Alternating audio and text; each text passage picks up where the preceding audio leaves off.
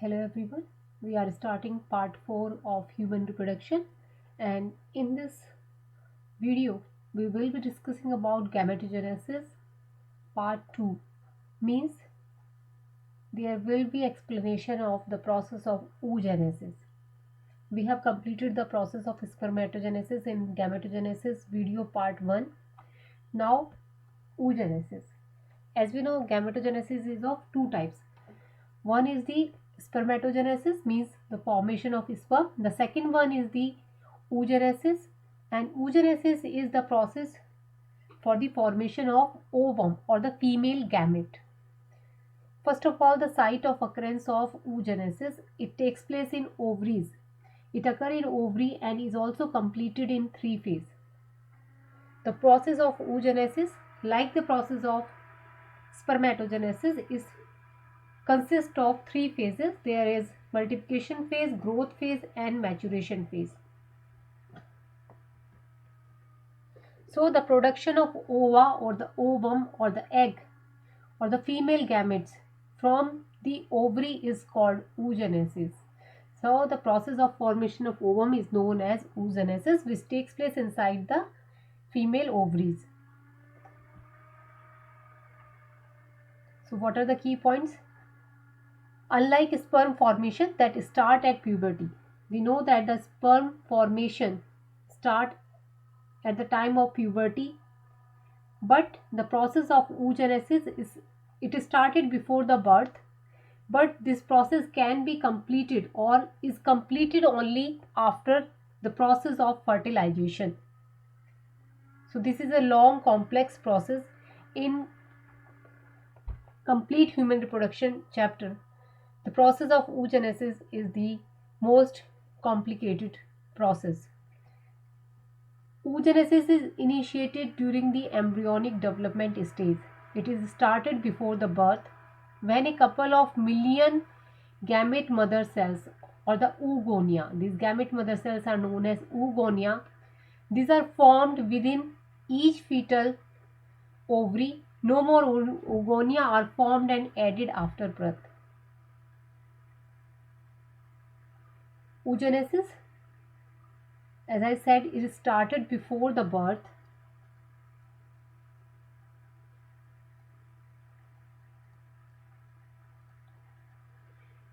But it can be completed after fertilization only.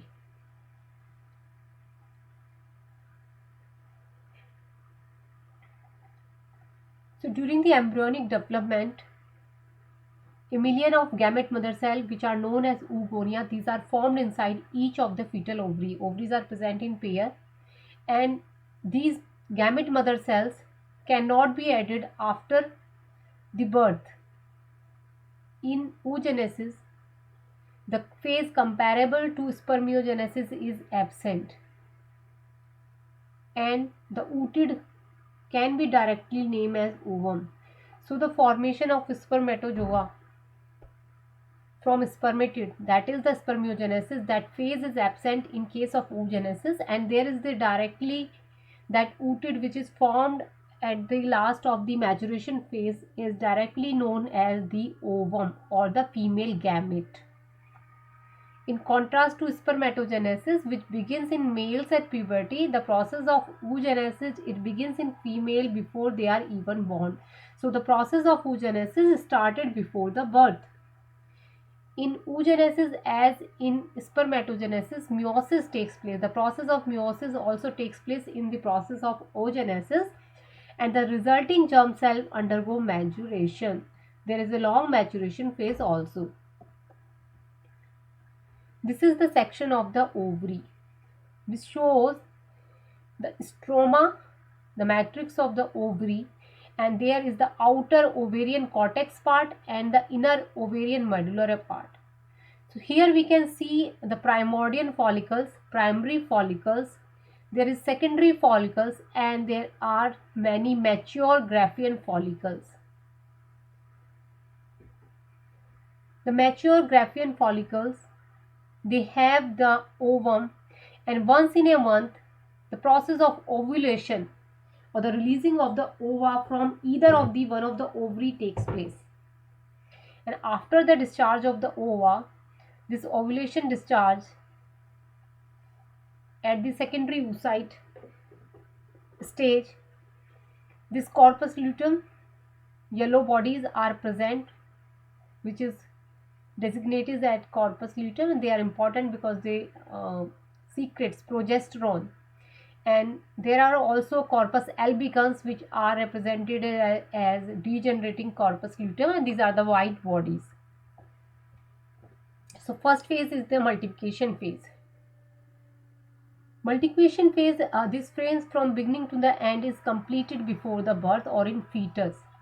So whole of the multiplication phase, it is completed during the fetal development. The primordial germ cell divide by mitotic division and form a large number of oogonia. The primordial germ cell of the fetus, they divide by the process of mitosis, and there is the formation of a large number of oogonia.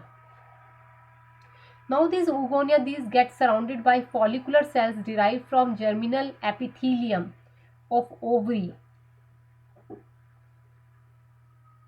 These oogonia, these are surrounded by follicular cells, and these follicle cells keep on multiplying inside ovary, and the size of the ovarian follicle increases. The oogonia surrounded by the follicular cell, this is known as ovarian follicle. And because of the follicle cells which multiply inside the ovary, the size of the ovarian follicle increases.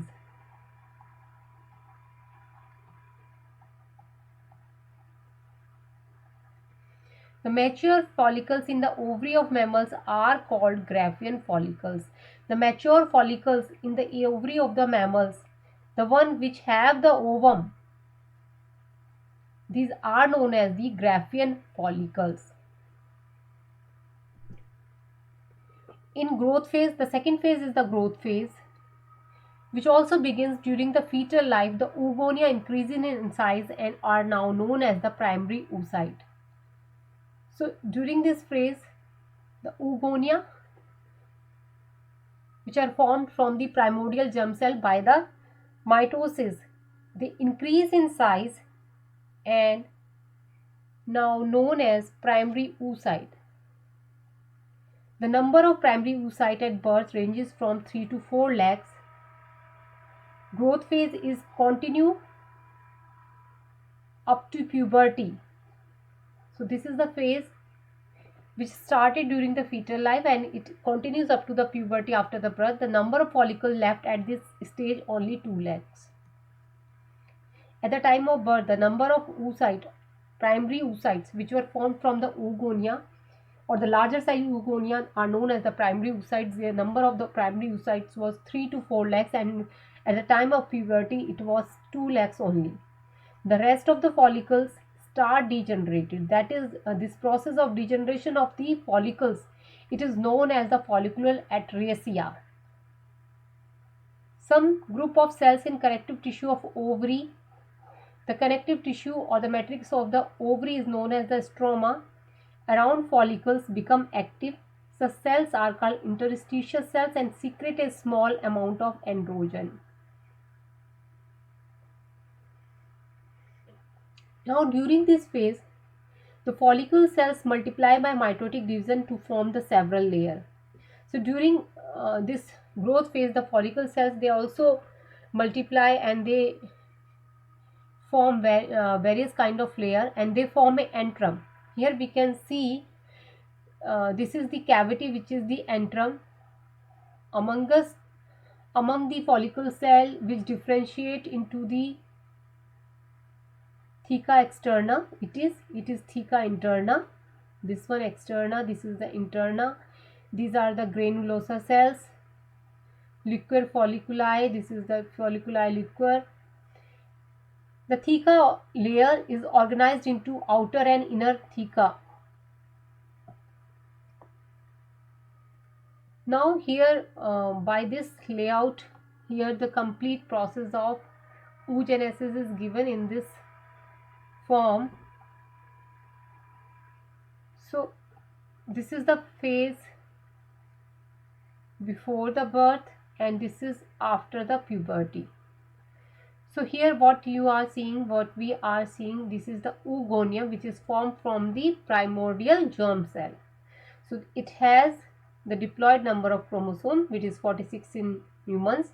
During fetal development, meiosis 1 begins.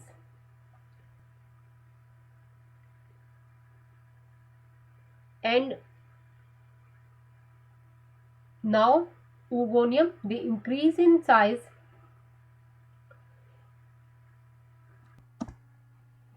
Here we can see the oogonium is changing into the primary oocyte. The primary oocyte remains at prophase 1 of meiosis 1 until just before ovulation in an adult female. This is the first resting phase. What I said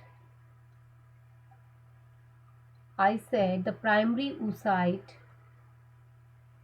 remains at prophase of meiosis 1 until just before ovulation in an adult female, and this is the first resting phase. After puberty, primary oocyte complete meiosis 1 which produces a secondary oocyte and a first polar body that may or may not divide again. So now after the puberty, the primary oocyte, the full grown primary oocyte, like primary spermatocyte of spermatogenesis, it also undergoes first meiotic or the maturation phase division and produces two daughter cells. Here you can see the two daughter cells are produced from the primary oocyte. Now from the primary oocyte, two daughter cells are formed. One daughter cell, you can see the size of the one daughter cell is larger while the size of the other daughter cell is smaller. This larger one is called the secondary oocyte. The larger daughter cell is known as the secondary oocyte, while the smaller cell is known as the first polar body or polocyte. This is also known as polocyte. Okay. It contains almost a bare nucleus and most of the cytoplasm is received by the secondary oocyte. Both this secondary oocyte as well as the first polar body, they have m number of chromosomes. It means 23 in humans, as the first meiotic division is reductional division. So at this stage they have 23 number of chromosomes. Now secondary oocyte start undergoing the second meiotic division which does not proceed beyond metaphase until a sperm enter it. Now the secondary oocyte, it undergoes the second meiotic division, and this meiosis second, it is arrested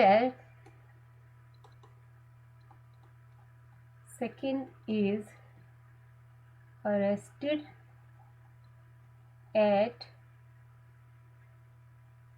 metaphase until and unless a sperm enters, and this is known as the second resting phase. Okay, you need to understand the whole process gradually. First of all, before birth, oogonium are formed from the primordial germ cell in the ovary. Then there is the formation of primary oocyte. Now in the primary oocyte, meiosis 1 takes place and it is arrested here, and this meiosis first is completed after the puberty. Primary oocyte complete meiosis 1 which produces a secondary oocyte and a first polar body. Here the size of the secondary oocyte is much larger than the size of the first polar body. Now this first polar body is also known as the polocyte. Both of these have the 23 number of chromosomes in case of humans, and the secondary oocyte undergoes the second meiosis and meiosis second is arrested at metaphase, which is the second resting period. Now a secondary oocyte and first polar body is ovulated. This is when the sperm enters. After the fertilization, the second meiotic division is completed. The second meiotic division, which was arrested as metaphase, it is completed after the process of fertilization and again with unequal cytoplasmic cleavage. So you can see here what we are seeing here, this secondary oocyte and the sperm, which is the ovulation process, means the ovum is released here. Okay, so ovum plus sperm, they undergo fertilization and there is the formation of zygote. Now there is unequal cleavage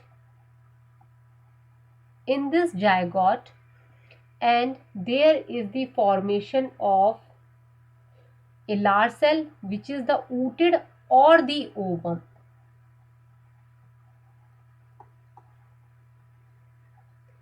And there is the formation of second polar body. So the ooted and the second polar body are haploid, as the second meiotic division is equational division. You can see here, this is haploid, this is haploid. After fertilization, meiosis second resumes or is completed. The oocyte is split into an ovum and a second polar body. The nuclei of the sperm cell and the ovum unite, forming a zygote. The first polar body, sometimes you may also divide to form two polar bodies. So maturation phase, during this stage the germinal vesicle loses nuclear shape and all the RNAs to become smaller and compact.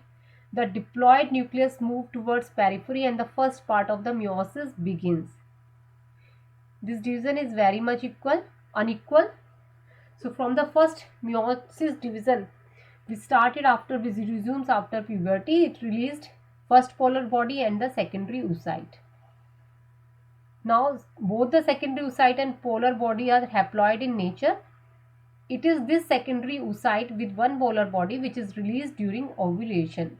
So when the sperm enters, this second part of the meiosis resumes and the second meiosis division takes place. Then there is the formation of second polar body and the secondary oocyte now become ooted, as there is no metamorphosis in the ooted and the same may be called as ovum. Meanwhile, the first polar body may also divide into two polar bodies. The maximum number of polar bodies present with the ovum can be 3. Human ovum, besides having 2 or 3 polar bodies, also have a covering of zona pellucida and corona radiata. These are the covering of the human ovum. The latter is the innermost layer of the cumulus. So what are the important parts from the oogenesis process? From one primary oocyte, after 2 meiotic division, one haploid and 3 haploid, one haploid ooted or the ovum and the 3 haploid polar bodies are formed. Important, need to remember this. The ooted grows into a functional haploid ovum. There is not any process of formation of sperm from the spermatids. Directly, the ooted is known as the ovum. Developmental of an ovum takes place about in 13 years. Polar bodies have no function and disintegrate due to the lack of cytoplasm and food. They have no as such any function. Ovum are released from the ovary in the secondary oocyte stage. The stage where the ovum are released from the ovary, it is as the secondary oocyte stage. So here from this chart we can summarize the process of spermatogenesis as well as the process of oogenesis. So in this process of here, oogonia are formed from the primordial germ cell in the ovary. Then there is the mitosis differentiation. From the mitosis, the primary oocytes are formed, which are also diploid in nature. Now, this is the process of multiplication which takes place in the fetal life. Now, primary oocytes undergo first meiotic division completed prior to ovulation at the time of birth, then childhood, then the puberty. At the time of puberty, the process of first meiotic division, which was arrested during the fetal life, it completes. Then there is the formation of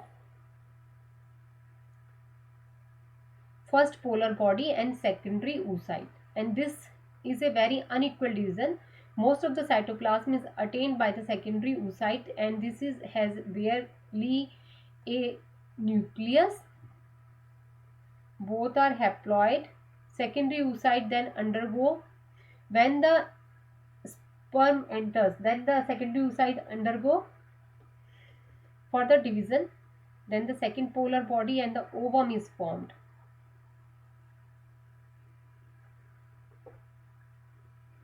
Here, spermatogonia, mitosis, differentiation, primary spermatocytes, first meiotic division, secondary spermatocyte, secondary meiotic division, then the spermatids are formed, 4 from the 1 primary spermatocytes, then the spermatids changes into metamorphosis into the spermatozoa or the sperm, mature sperm. So here we can see chromosome number 46 during this phase, and the gametes are haploid, which have 23 number of chromosomes. So comparison of oogenesis and spermatogenesis. From a single primary oocyte, only one functional gamete is formed. Here, 4 functional gametes are formed from the single primary spermatocyte. Growth phase is of longer duration, growth phase is of shorter duration. Reserve fluid material is generally present, which is in the form of yolk. Here it is absent. Diplotin stays during growth phases of longest duration. Pakitin stays of longest duration. Metamorphosis from oocyte to ovum, not such any phase. Here it is very much present. Centriole of the ovum is non-functional, while the centriole of the sperm is very much functional. We have discussed all these. All gametes are similar. Male gametes are of two types, X containing or the Y containing, because the male sex is heterogametic. Female gamete is non-motile or immotile, while the male gametes are motile. So this is all about the female or the oogenesis process or the female gamete formation. Thank you so much, guys.